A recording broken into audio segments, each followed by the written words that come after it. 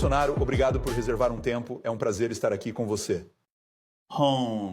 Nós estamos querendo fazer isso faz um tempo. Nós entendemos a política no Brasil agora.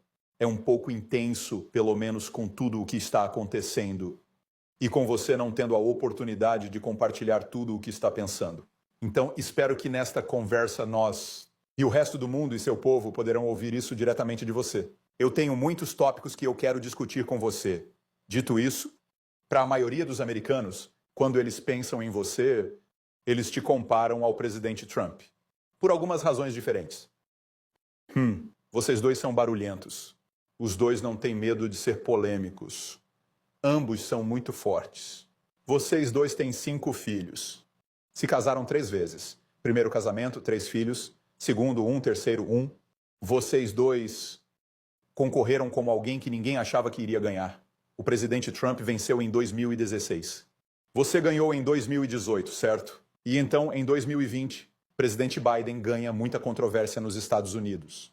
Para você, 2022, Lula vence. Muita controvérsia nos estados.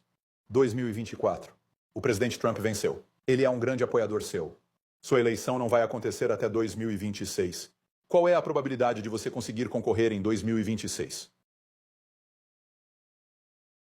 Temos mais uma coisa em comum. Eu levei uma facada e ele levou um tiro. É o que eu espero do Trump. Enquanto presidente, e ele também, por 2 anos juntos, tivemos um excelente relacionamento. Eu sempre sabendo o meu lugar. O PIB americano é 14 vezes maior do que o nosso. Então, obviamente, os meus anseios eram bem menores. E eu sempre falei com ele do potencial do Brasil. Concorremos em alguma coisa, como por exemplo nos commodities, em outras não. E poderíamos fazer um excelente comércio norte-sul. Fortaleceria muito, no meu entender, o mundo democrático. Então, baseado nisso, nós tivemos um excelente relacionamento. Lá atrás, no último ano dele, teve problema com etanol de milho e eu tive com aço aqui no Brasil.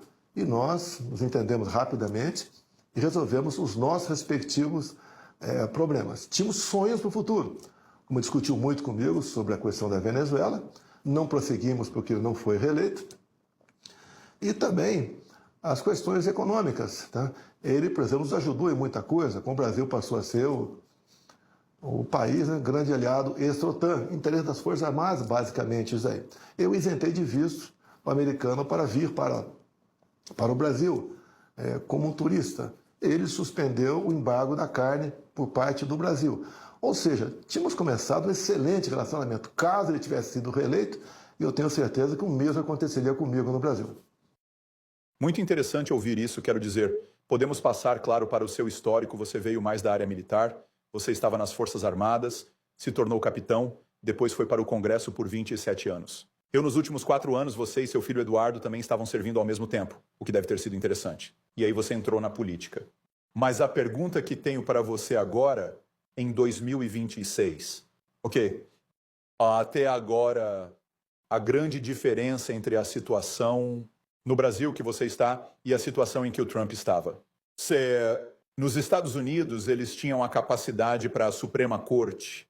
Para não permitir que Trump fosse para a disputa no Colorado ou em muitos outros estados, eles tentaram. E não conseguiram.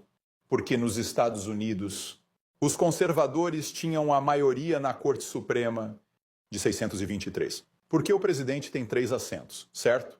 Na Constituição que temos com os juízes supremos. Aqui vocês têm 11 ministros do Supremo Tribunal. E desses 11, 2 que você designou, que são conservadores. E o resto, eu acho que 4 são do centro. Outros 4 são do Partido Liberal, com um deles sendo também considerado conservador, que é o Zanin. O Cristiano Zanin, que entrou. Mas você sabe, ele centro-conservador, talvez não tão conservador como você. Você acha que o papel, você não ter o controle sobre o Supremo Tribunal, atuou contra você na eleição de 2022?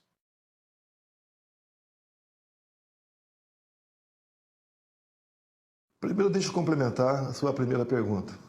O que eu espero do Trump, do governo americano? O mesmo no tocante à Venezuela. Democracias sérias do mundo não aceitaram o resultado da Venezuela, tendo de vista o Maduro não ter apresentado as atas das eleições. O que eu espero que aconteça no Brasil? Que só seja reconhecido, eleito, aquele que disputou com um processo onde os votos possam ser auditados, que tenha contagem pública dos mesmos. O nosso aqui é uma tremenda caixa preta. E também não seja aceito eleição de alguém cuja oposição tenha sido amordaçada, alijado por questão menores, como por exemplo no meu caso, inelegibilidade.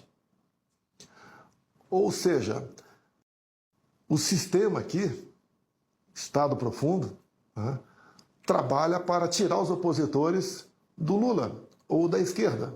E eu sou aqui no Brasil, no momento, a única liderança de direita, como é Trump nos Estados Unidos. Eu espero que isso realmente aconteça aqui por parte de chefes de Estado do mundo todo, não reconhecer uma eleição feita dessa forma. A questão do Supremo Tribunal Federal passa a ser um problema no Brasil, cuja maioria dos ministros o tempo todo se manifestam publicamente perante a imprensa, dão suas opiniões, inclusive vão para dentro do parlamento brasileiro para fazer lobby o que eles querem e o que não querem. E ameaçam publicamente, alguns ministros, se tal proposta avançar, nós a consideraremos inconstitucional. Esse é o problema que a gente tem. No meu caso particular, espero que esse processo último que eu estou respondendo agora, porque tentaram de tudo me condenar a alguma coisa, não conseguiram. Agora inventaram uma história de golpe no Brasil. Né? Esse é um processo que vai se arrastar. Eu posso, no último momento do ano que vem, registrar minha candidatura. Até lá estarei, com toda certeza, arrastando multidões pelo Brasil, como sempre fiz, enquanto presidente, enquanto candidato lá atrás. E agora, nesses últimos 2 anos também, que é a força que eu tenho para tentar demover o Supremo da ideia de me tirar da disputa política. O que eu entendo, a minha não candidatura é uma negação da democracia. A figura da inelegibilidade não existe nos Estados Unidos.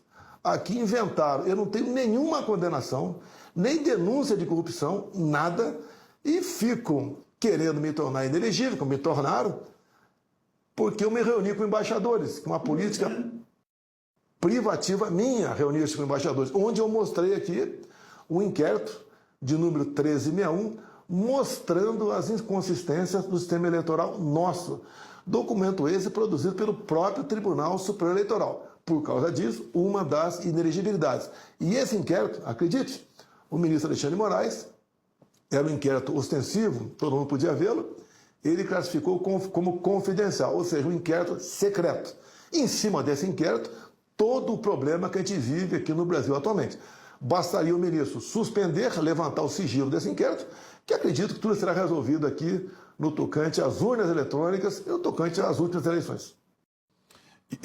Eu concordo, mas o ponto que estou tentando fazer aqui é o fato de que se nos Estados Unidos a Constituição e a esquerda poderia impedir Trump de concorrer em 2024, eles teriam feito exatamente o mesmo que fizeram com você, a mesma coisa.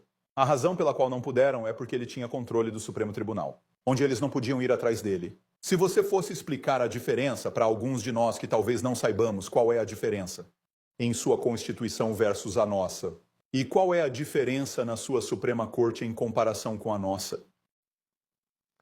A nossa Suprema Corte aqui é totalmente politizada.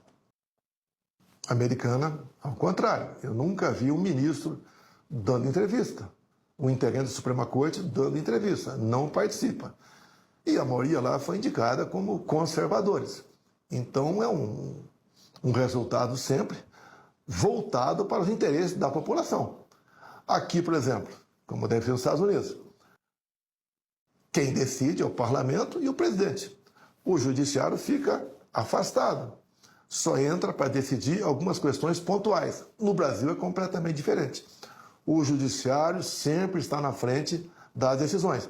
Por exemplo, eu luto pelo voto impresso, semelhante que é na Venezuela agora, desde 2012. Por quê? Eu quero uma barreira a mais de segurança por ocasião das eleições. No Brasil, apesar de estar prevista na Constituição a contagem pública dos votos, ela não é feita.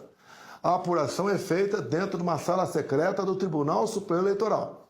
E você poderia perguntar, como é que você se elegeu em 2018?